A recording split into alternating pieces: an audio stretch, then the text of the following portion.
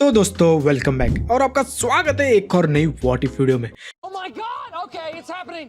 देखो हम सबको पता है कि भाई रिन की डेथ ओबिटो को बहुत ही ज्यादा चेंज कर देती है, जिससे ओबिटो इविल बन जाता है, अकाट्सुकी जॉइन करता है and eventually fourth great Ninja war होती है। पर भाई आखिर क्या होता अगर रिन कभी मरती नहीं? मतलब क्या ओबिटो इविल बनता, क्या वो अकाट्सुकी जॉइन करता या फिर कुछ और ही हो जाता? सो आज की वीडियो में हम यही सब जानेंगे। सो वीडियो लास्ट तक जरूर देखना। और हाँ भाई मैं रिक्वेस्ट कर रहा हूँ यार, प्लीज सब्सक्राइब करो क्योंकि हम 70 के सब्सक्राइबर्स के बहुत ही ज्यादा क्लोज है। सो मेरा नाम है सेंड्रो एंड लेट्स बिगिन। तो भाई जस्ट लाइक कैनन स्टोरी, अपना ओबिटो पत्थर के नीचे क्रश हो जाता है, जिसके बाद फिर मादारा एंड ज़ेत्सु का बच्चा उसे बचा लेते हैं और उसका ख्याल रखते हैं। और बिल्कुल ओरिजिनल टाइमलाइन की जैसा मादारा सब कुछ साजिश करता है, लाइक रिन के अंदर वो टेल बीज डालना ताकि फिर आगे जाके वो काकाशी के हाथों मर जाए एंड उस चीज को ओबिटो देखे, जिससे फिर ओबिटो मादारा के इन्फिनिट सुकियोमी के ड्रीम को सपोर्ट करे। पर इस बार हम मान के चलते हैं कि अपने वाली टाइमलाइन में जैसे ही रिन काकाशी के चिदोरी के सामने आ जाती है, तभी काकाशी कुछ भी करके कैसे तो भी अपने चिदोरी को कैंसिल कर लेता है और रिन को बचा लेता है। जिसके बाद फिर काकाशी रिन को बोलता है कि आखिर तुम क्या कर रही हो, और उसे डांटता भी है।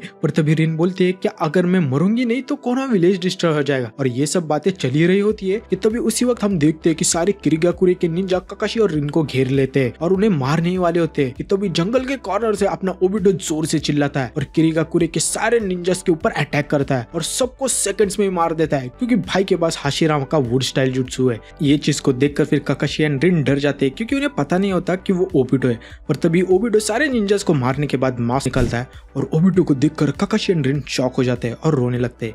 एंड फिर तभी तीनों कोनोहा की तरफ निकल जाते हैं। वेल सिंस इस टाइमलाइन में रिन नहीं मरती तो अपना ओबिटो एंड काकाशी भी मांगे के शारिगन को अवेकन नहीं कर पाते। वेल ये सब के बाद जैसे ही तीनों कोनोहा पहुंचते हैं तो उधर जाते ही मिनाटो अपने सीलिंग टेक्निक का यूज करके रिन के अंदर के टेल बीज को सील कर देता है, जिससे कि वो बाहर ना आ जाए। एंड कुशिना भी रिन को टिप्स देती है कि कैसे वो टेल बीज को कंट्रोल करके रख सकती है। आफ्टर ऑल वो अब एक चिंजुरी बन चुकी है। इसके साथ साथ एल्डर्स और मिनाटो भी फिर ओबिटो को क्वेश्चन पूछते हैं कि आखिर ओबिटो इतने टाइम तक कहा था, जिससे सुनकर ओबिटो सारी स्टोरी बताता है कि कैसे उसे मादारा ने बचाया और उसके साथ एक ज़ेत्सु नाम का बच्चा भी था। ये सब सुनकर सारे एल्डर हिरुजेन एंड मिनाटो सब शॉक हो जाते हैं और यकीन नहीं करते। पर ओबिटो उन्हें फिर अपना वुड स्टाइल दिखाता है, जिससे ओबिटो की स्टोरी के ऊपर उन्हें ट्रस्ट होने लगता है, क्योंकि आफ्टर ऑल वुड स्टाइल तो सिर्फ हाशिरामा सेंजू के पास ही था। इसके बाद मिनाटो एंड बाकी के कोनोहा लीडर्स उस जगह भी जाते हैं इन्वेस्टिगेशन करने, पर उन्हें वहां पर कोई भी नहीं मिलता। ये सब इन्वेस्टिगेशन के बाद फिर टीम 7 एंड मिनाटो सब पार्टी के लिए जाते हैं, क्योंकि फाइनली ओबिटो आ चुका है। और इसी पार्टी के दौरान फिर काकाशी ओबिटो को बोलता है कि तुम ये आग फिर से ले लो, क्योंकि अब तुम जिंदा हो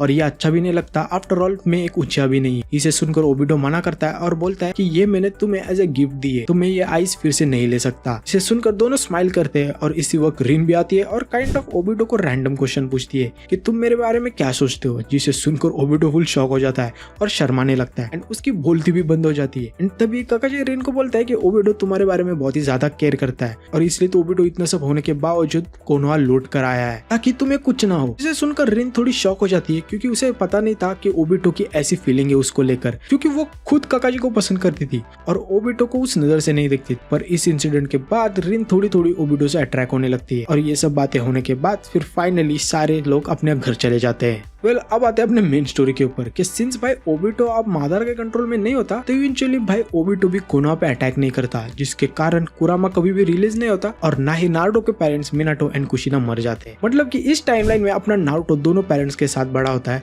और एक हैप्पी लाइफ जीता है, क्योंकि आफ्टर ऑल इस टाइमलाइन में ना ही नारुतो एक अनाथ होता है और ना ही एक जिंजुरी होता है। इसके साथ साथ अगर हम बात करें सासुके एंड उचिहा क्लैन की इन जनरल, तो सिंस भाई ओबिटो कोनोहा के ऊपर अटैक नहीं करता तो उसकी वजह से अल्टीमेटली उचिहा मैसेकर भी नहीं होगा एंड उसके बहुत ही ज्यादा कम चांसेस भी है, क्योंकि भाई ओरिजिनल टाइमलाइन में the main reason Uchiha massacre हुआ था क्योंकि उचिहा के ऊपर नाइन टेल अटैक करने का शक था, जिसके कारण उचिहा वालों को विलेज के कॉर्नर में शिफ्ट कर दिया था।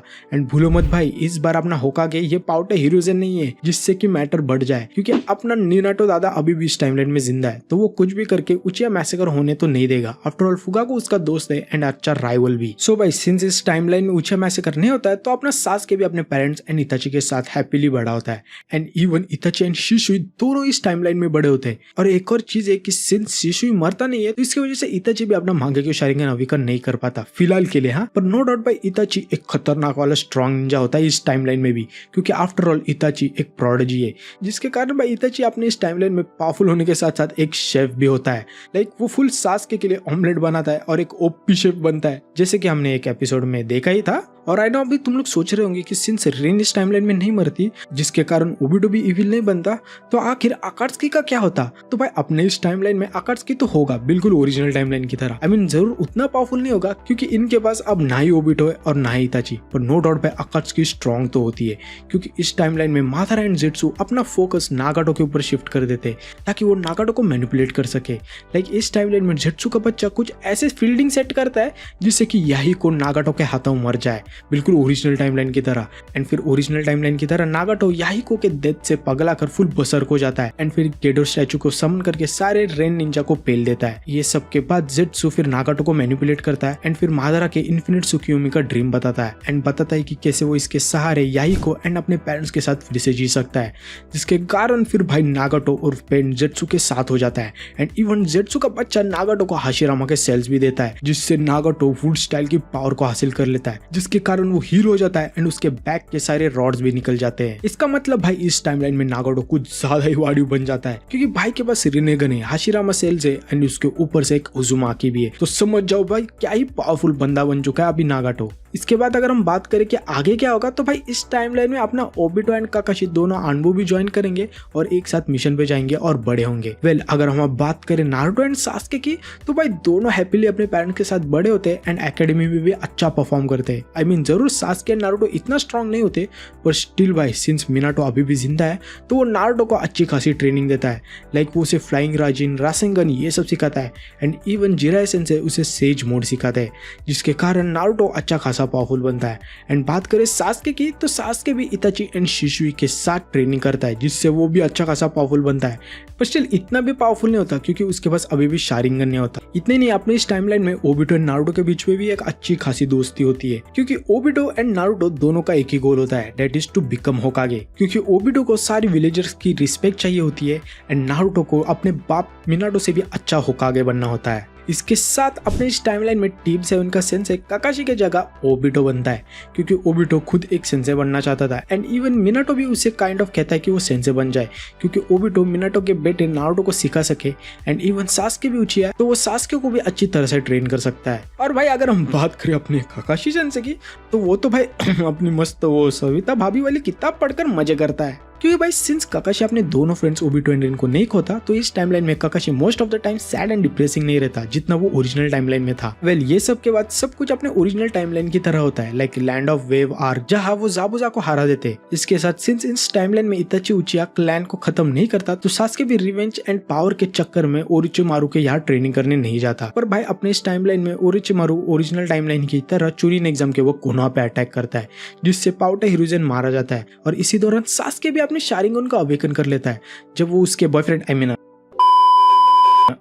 नारुतो को काइंड ऑफ इंजर होते हुए देखता है जब उसकी फाइट गारा के साथ होती है एंड नारुतो भी अपने ट्रू पावर्स को शो करता है एंड इवन गारा को हरा देता है टोकनो जुत्सु का मदद से। इसके साथ साथ सिंस अपने इस टाइमलाइन में मिनाटो, काकाशी, ओबिटो, शिशुई, फुगाको ये सब होते हैं तो कोना को ज्यादा कुछ डैमेज नहीं होता एंड ओरिचिमारू को भी उधर के उधर ही वो पकड़ लेते हैं और उसे प्रिजन में बंद करके रखते हैं। इस बार सिंस मिनाटो जिंदा रहता है तो इसका मतलब नारुतो एंड जिरा लेडी सुनाडे को ढूंढने नहीं जाते क्योंकि मिनाटो दादा अभी भी अपना हो। इसके बाद फिर नारुतो एंड सास्के दोनों 3 साल तक ट्रेनिंग लेते हैं एंड स्ट्रॉन्ग बनते हैं। फिर 3 साल के टाइम स्किप के बाद बिल्कुल ओरिजिनल टाइमलाइन की तरह टीम 7 एंड बाकी के सारे लोगों को पता चल जाता है कि अकात्सुकी ने धीरे धीरे करके सारे टेलबिस को ऑलमोस्ट कैप्चर कर ही लिया है, जिसके कारण फिर सारे टीम 7 एंड बाकी के लोग मिलकर अकात्सुकी के मेंबर्स को धीरे धीरे करके ढूंढ कर मारने लगते, जैसे कि काकाजू, हिडान, सासोरी, देदरा ये सबको। ये सब के बाद फिर फाइनली नागाटो सारे टेलबिस को कैप्चर कर लेता है अपार्ट फ्रॉम 9 टेलबिस एंड 3 टेलबिस, क्योंकि ये दोनों टेलबिस अभी भी कुशिना एंड रिन के अंदर ही होती है जो कि कोनोहा में है। इसके साथ फिर ओरिजिनल टाइमलाइन की तरह जिराया सेंसेई भी इस टाइमलाइन में पेन एंड अकात्सुकी के बारे में इंफॉर्मेशन ढूंढने के चक्कर में रेन विलेज जाता है, जहाँ जिराया पेन के हाथों बहुत इजीली मारा जाता है क्योंकि भाई इस टाइमलाइन में पेन के पास वुड स्टाइल भी है। एंड फिर ये सब के बाद भाई ओरिजिनल टाइमलाइन की तरह नागाटो कोनोहा पे अटैक करता है और भाई ये अटैक नो डाउट बहुत ही ज्यादा डेंजर होता है, जिसके कारण अपने बहुत सारे कैरेक्टर्स जैसे कि साकुरा, सास्के के पेरेंट्स, इताची, शिशुई, कोनोहामारू, चोजी, शिकामारू, इनो, उनके पेरेंट्स सारे मारे जाते हैं एंड इवन मिनाटो तक खतरनाक वाले इंजर हो जाता है। एंड इसके साथ साथ पेन के फाइट के वक्त अपना काकाशी सेंसे भी मारा जाता है, जिसे देखकर ओबिटो की आंख मागे के शारिंगन में बदल जाती है। एंड इसी बैटल में अपना नारुतो भी सेज मोड से पेन के ऊपर अटैक करता है एंड जिराया सेंसे का बदला लेने का ट्राई करता है, पर वो ज्यादा देर तक टिक नहीं पाता क्योंकि उसके पास कोरामा नहीं होता, जिसकी वजह से भाई इस बार पेन को अपनी औकात दिखाने के लिए बैडएस एंट्री मार के नारुतो के जगह ओबिटो आता है। जब रिन जोर से ओबिटो का नाम चिल्लाती है, वेल ओबिटो वहां पे एंट्री मारने के बाद फिर फुल गुस्से में पेन के ऊपर अटैक करता है और उसे पेलता भी है, पर थोड़ी टाइम में पेन अपने चिबाकू टेंसे प्लस वुड स्टाइल की मदद से ओबिटो के ऊपर अटैक करता है, जिससे ओबिटो की बैंड बच जाती है और फिर पेन अपने रॉड के मदद से ओबिटो को वहां पे कैप्चर कर लेता है। एंड फिर भाई वहां पे रिन आ जाती है एंड वो पेन के साथ फाइट करती है ताकि वो ओबिटो को बचा सके। ये देखकर ओबिटो भी शॉक हो जाता है एंड फिर ओबिटो के सामने पेन रिन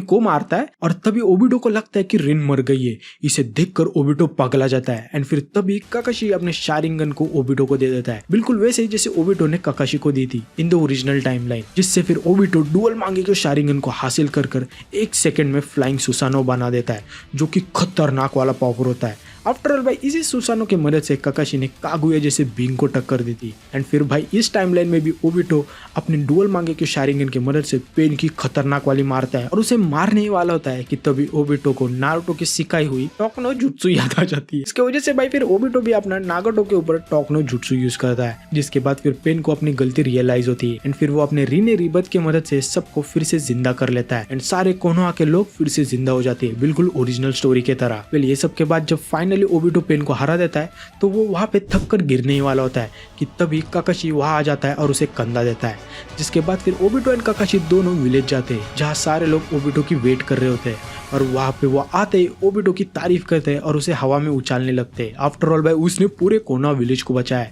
एंड फिर भाई इस टाइमलाइन में अपना नारुतो हीरो बनने की जगह ओबिटो हीरो बन जाता है। मतलब कि भाई शॉर्ट में बोलो तो अब स्टोरी नारुतो शिपुडेन की जगह ओबिटो शिपुडेन बन गई है। वेल ये सब भाई सेलिब्रेशन चली रही होती है कि तभी रिन भी वहां पे आ जाती है, वो ओबिटो को देखकर इंप्रेस हो जाती है एंड फाइनली रिन ओबिटो को प्रपोज कर देती है, जिसे सुनकर भाई ओबिटो फुल शॉक हो जाता है एंड फिर दोनों एक कपल बन जाते हैं। इसके साथ साथ भाई ओबिटो के इस फीट को देखकर आफ्टर ऑल भाई इसने कोनोहा विलेज को बचाया, तो इसके कारण मिनाटो न्यू होकागे के पोजीशन के लिए ओबिटो का नाम आगे देता है एंड फिर भाई फाइनली एक दिन मिनाटो ओबिटो को नेक्स्ट होकागे बना देता है, क्योंकि भाई आफ्टर ऑल भाई मिनाटो भी अभी थोड़ा बूढ़ा हो गया है और उसे भी भाई रिटायर तो होना ही है ताकि आगे की न्यू जनरेशन संभाल सके। फिर फाइनली भाई ओबिटो होकागे बनने के बाद रिन से भी शादी करता है, जिस शादी में काकाशी अपना ओबिटो का बेस्ट मैन बनता है। आफ्टर ऑल भाई काकाशी उसका बेस्ट ऑफ फ्रेंड है तो ये तो होना ही है और यही भी भाई अपनी स्टोरी खत्म हो जाती है। वेल आई नो भाई स्टिल तुम लोगों को बहुत सारे क्वेश्चंस होंगे कि आखिर जेट्सु के बच्चे का क्या होता है और क्या आगे जाके कागुया रिवाइव भी होती है या नहीं,